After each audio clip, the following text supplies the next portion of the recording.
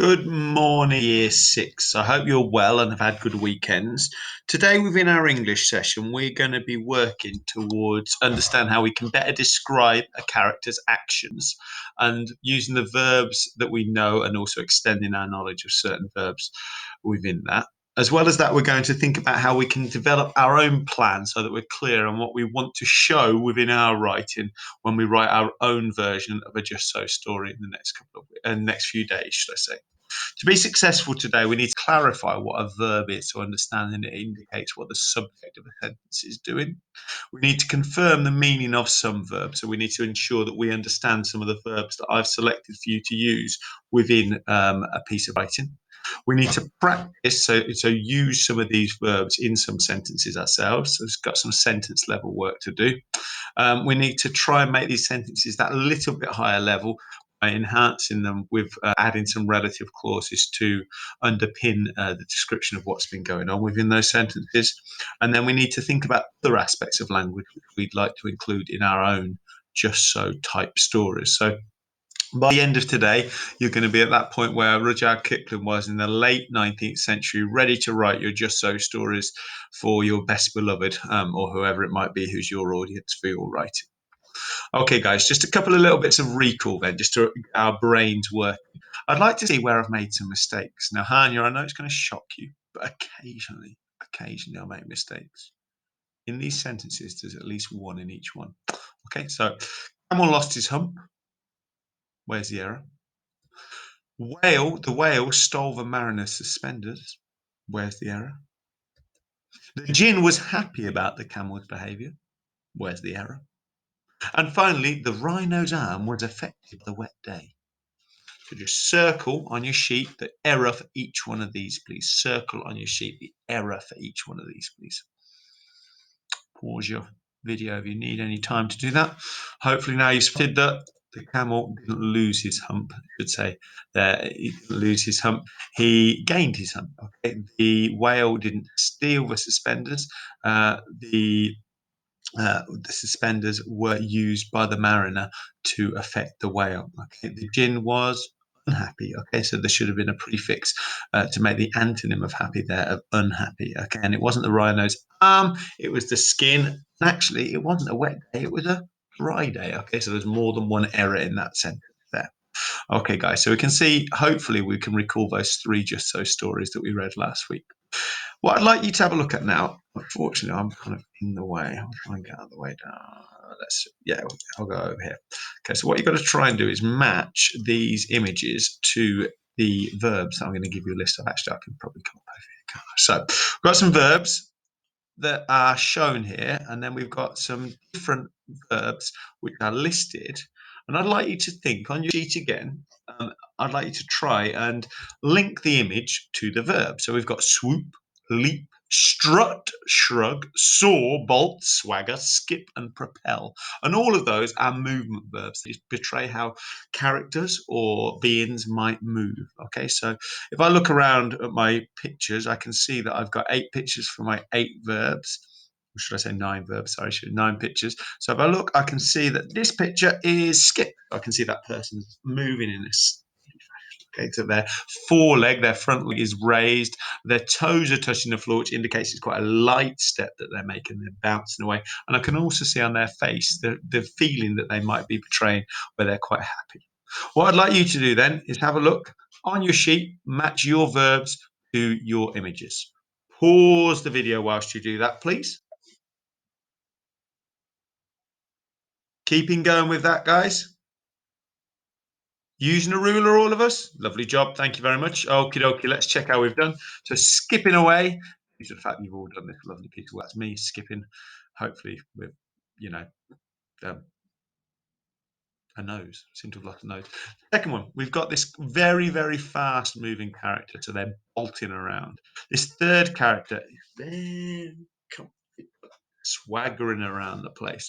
And a word that's similar in meaning to swagger is strut. So again, it's about how we hold it. It shows a confidence. It shows somebody owning a room as they walk in a little bit. Shrugging. That tends to be something we indicate with our shoulders. 2 or 3 reasons a character might shrug. They don't care, or they're denying something, or they don't know. So it might be I don't care, I don't know, or I didn't do it. I don't know. Okay, so there's lots of reasons, but shrug in there. Soaring then tends to be a word that's synonymous with flying, but really soaring shows something that's a bit more majestic. If we're soaring, we're quite a powerful, whether it's a plane or whether it's an animal that can fly, we're soaring above or away from people. Okay, then we've got the idea of leaping. So normally quite a powerful movement, and an animal which can leap is one that can normally move relatively quickly as well. So if we think about certain animals that are powerful, we wouldn't think that they can leap. So things like elephants, because they're so heavy and therefore they're quite cumbersome when they move. Okay, if we're coming down from an animal that's up high, that's soaring, we might be swooping down, so really coming very quickly to where we're going. And then finally, we've got propelling. We sometimes talk about if we've got a catapult, we might propel something, but also if we're propelled forward, we might be like whatever was in the catapult, which is thrust forward, moved forward. So we've got those different verbs to indicate the movement which either objects or characters can experience. Those movement verbs, then, we're going to try and use them in some sentences now. Now, if I think about this, I've got one verb that I could think about the camel. So I'm thinking about which verb could I indicate for the camel. So the camel did something. That's the verb. The camel is the subject. The camel did something after he irritated the other animals. Because I know from our Just So story that the camel wasn't very happy. Wasn't very pleasant and wasn't very considerate in his manner and how he was to the other animals. So after I've thought about the camel, I thought that he shrugged. Yeah, so sometimes you're like, okay. None of you guys in year 6 would ever do that. All of you, as soon as you see your teacher, you stand to attention, you smile, and whenever they say a joke, you laugh. However, if you're a rude child in a different school, you might shrug when you thought you'd irritated someone, especially a teacher. Hang on a second. I'm looking at this. The camel shrug. Now I'm thinking it doesn't look quite right. I've used a lovely verb because I know the camel might shrug if the camel was of a human dissuasion and was able to shrug. The camel shrug doesn't look right. I'm thinking, what do I need to add on? And now I need to add that ed suffix. But because of the nature of the root word of shrug, I also need to double up on the consonant. So I've got the doubled G and then the ed. So now I know that he's shrugged. Okay, I'm feeling pretty good now. I might even strut around because I've done a nice sentence. I've used a nice verb. The camel shrugged. Oh, I don't think I've done as well as I could. I think I could go even better. Now I'm thinking, ooh, what what work I've been doing where I could embellish, where I could improve the sentence even further. I'm thinking maybe what I could do is I could get some more information about that camel, so I could add a proper noun. Sorry, a relative pronoun. This relative pronoun of who. So the camel who. So because he's a character in a story, I'm saying who rather than which or that. But the camel who. What did he do? The camel who worked very hard, or smiled beautifully, or hated using energy. A bit of a mistake there. Anybody spotted it? Well done, Fatima. Yes, there's a double comma after energy. There should only be one. So just around here, there should only be one comma. Accidents happen. The camel who hated using energy shrugged after he irritated the other animals. Still doesn't care. But we now learn a little bit more about why he might be irritating them. We learn if we just read that one sentence now, the camel who hated using energy shrugged after he irritated the other animals. I can see through that relative clause, which has been embedded within the sentence, I can see that he doesn't like expending energy, he doesn't like trying hard. And I now know that that might be linked, that probably is linked to the fact that he's irritated these other animals. What I'd like you to do is a similar task. Now, you've got these verbs. So we've used shrug, and we've talked a lot about swag. And I'd like you to think about some other animal. And I'd like you to think about how you could add a verb, how you could add a verb with the proper suffix, and then how you could have a verb with the proper suffix. And then before that verb, you embed a relative clause. So the parrot, what's the parrot doing? Did the parrot leap onto the feeder? Did he swoop? Did he strut onto the feeder? Did he shrug onto the feeder? Could you shrug onto a feeder? I don't think that's the quite right verb. Have a think about which verb you could put in here and then try and write a sentence from that. Once you've done that, you do me 3 more sentences. your own animal and maybe link it to the plan that you started coming up with for your own Just So story. So, for me, if I were redoing this, I'd now think, I'm going to write about a dog. So, I'm not just going to write about parrots leaping and soaring. I might talk about a dog. The dog swaggered into the room. Why is he swaggering? The dog who just found a steak swaggered. So I'm now thinking about what type of sentence I could write. So what I'd like you to do then, complete our parrot sentences and then write 3 more sentences of your own. I'd really like them to include both the verb and the relative clause, please. And that's your first bit of writing that I'd like you to do. Second thing we're going to do, we're going to move now on to planning our story. So once you've done this, we're going to move on. So pause your video if you haven't done this, but do this first. Once you've done this, we're going to move on to planning our story. So last week we looked at some stories, and in that third column where it says how, you summarize something. You summarize one of our other Just So stories. And then what you thought about is what your story was going to be. Now, the idea was you use the generic plot from that first column to think about what your story would be. And my story was going to be how the dog got its scent of smell. And my story was going to have this idea of the dog produced horrible smells. So that's the beginning. And without using too much of your year 4 knowledge of the digestive system, I think you can think, can't you, guys, about the kind of horrible smells who's producing either. Yeah, you can think. Okay, now the cat and the pigeon, these other animals, moaned to each other as they couldn't eat, but dog didn't think he was smelly. So dog doesn't understand the problem. Dog's there thinking, I'm not smelly, and dog does smell. So cat and pigeon complain to the swan. That's the other animal where they get somebody to try and solve it. This is the generic plot.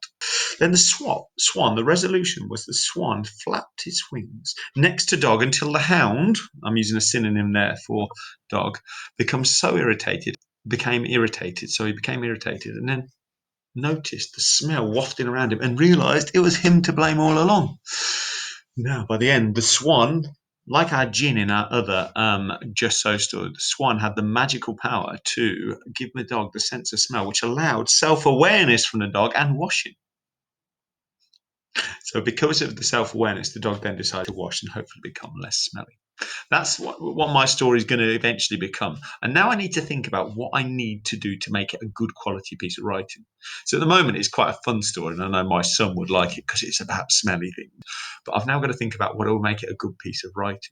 I'm thinking, what do I know I need to include? And I know I want to include relative clauses. I'm going to show that by including a relative clause. The dog who had been playing in the rain. That's it. Smelt like a putrid piece of meat. And I've put a lot in it. I've just put a sprinkling of a lovely simile in there as well. I know I want to include dialogue because we've utilised dialogue in our writing recently. So I'm thinking, oh my, exclaimed the cute kitten as the measly mutt walked into the room. What? Why are you looking at me like that? Muttered the dog, stamping his paws angrily. So I'm liking that dialogue. I'm thinking, I've got my inverted commas, great.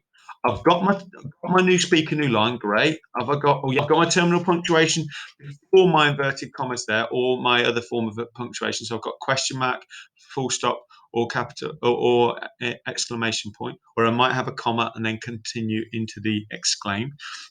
I've got my reporting clause, so I've got my speech verb. And I've got a nice bit of action, so I like a bit of action. So I like this conversation now. Have I got some rich vocabulary, some interesting verbs? Oh, I might include huddled and moaned. Could I include soared, strutted? Could I include flap? I'm alerting somebody, I'm telling somebody. I'm thinking about all those different aspects I can include there. And then I'd like to think, can I include some adverbs as well? Fearfully, the animal huddling. Give it angrily moaning. So now I've changed those verbs from above and included them and improved them with those lovely adverbs. As I'm looking through then, what I'd like you to do today, guys, you get your plan, your story, use your plan to complete the show element for the elements that I said we know we need to include. And in that final row, can you think of another skill that you'd like to include? It might be that you want to use a wide variety of nouns. It might be that you want to try and include some semicolons. Whatever skill you think you'd like to include, and then show how you can do it. But the red, all the section in the show, you need to complete today. You need to do, as I did on the page before, where I completed the show elements, you need to complete those show elements for your piece of writing. I look forward really, really lots to reading those. I can't wait. Thank you very much for listening today, Year 6.